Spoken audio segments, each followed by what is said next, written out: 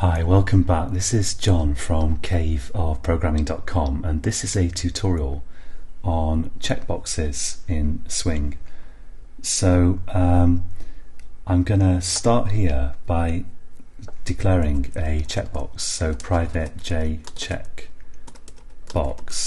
and actually I'm going to make this a checkbox that you tick to say that you are a US citizen. So I'll call it citizen check. And I could just get the get whether this checkbox is selected by calling the isSelected method, and I could just pass that back to my main frame. But to make this a little bit more interesting, I'm going to actually have this checkbox enable or disable a text field, which is going to be so it's going to be a J text field, and it's going to be called tax field. So if you tick the checkbox to say you're a US citizen, you have to enter a tax ID. So let's go down here, and I'll set citizen check equal to a new J checkbox here, new J checkbox, and I will set tax field equal to a new J text field with width of 10 characters.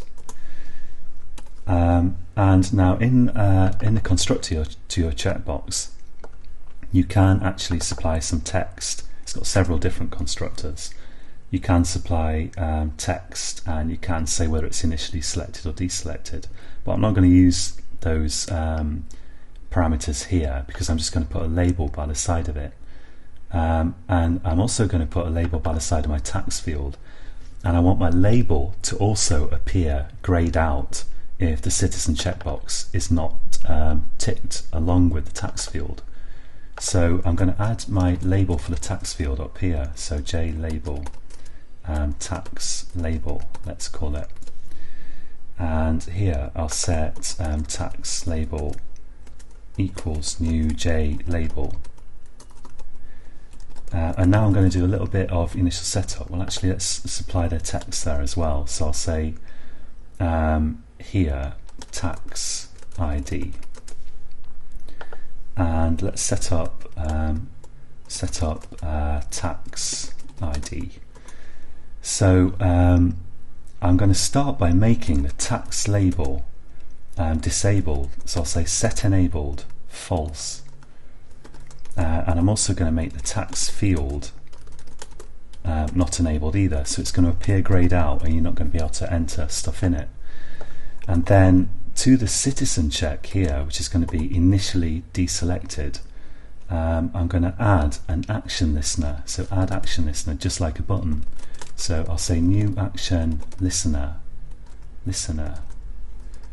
and let's add a semicolon there and add unimplemented methods here, and just get rid of some of this extra stuff here that I don't need.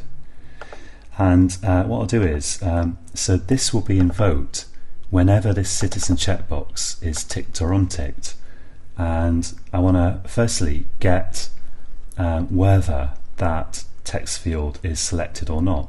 So I can say boolean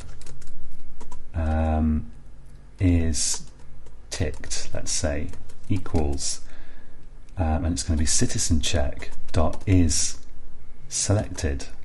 There we go. So that will get me true or false depending on whether this is ticked or not. And if it has just been ticked, I will enable the tax label and the tax field, and otherwise I'll disable them. So I'm going to say text label dot set enabled is ticked, like this, and tax field dot set enabled is ticked. Okay, now let's add those controls to the form. So I'm going to go down. I'm going to go down here to where I do the layout, and so the last row is the button. I'm just going to copy the row before the button here, and here I'm going to add in my my checkbox. So let's add in here citizen check, and let's add a label here, which I'm going to just make it say US citizen. So if I run that, see what it looks like. You can see it says US citizen, and I can tick this. It looks rather nice.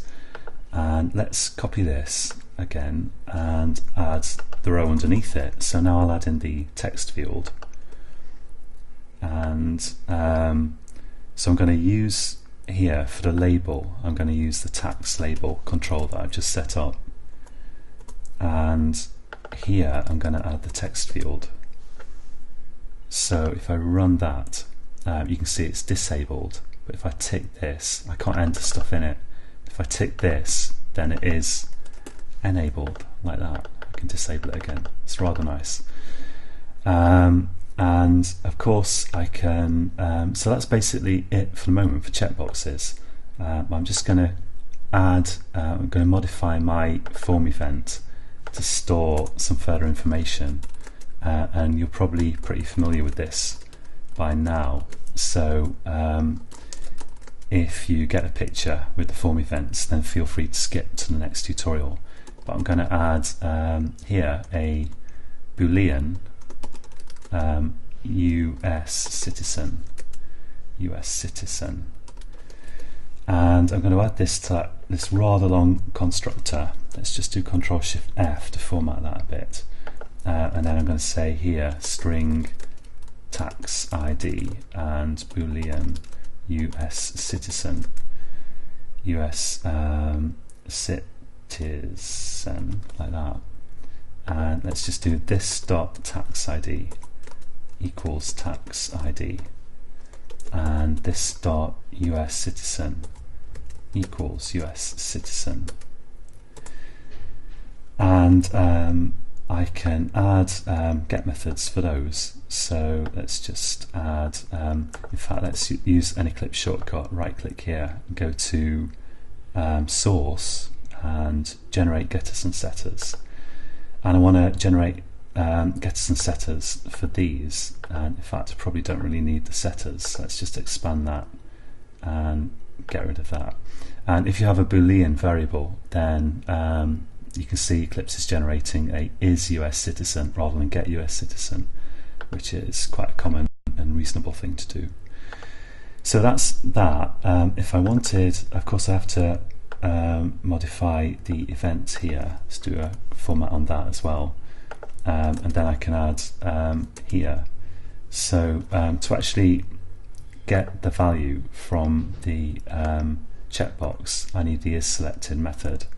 So let's add in here the this should be, so I need string tax ID equals tax field dot get text. That's pretty simple.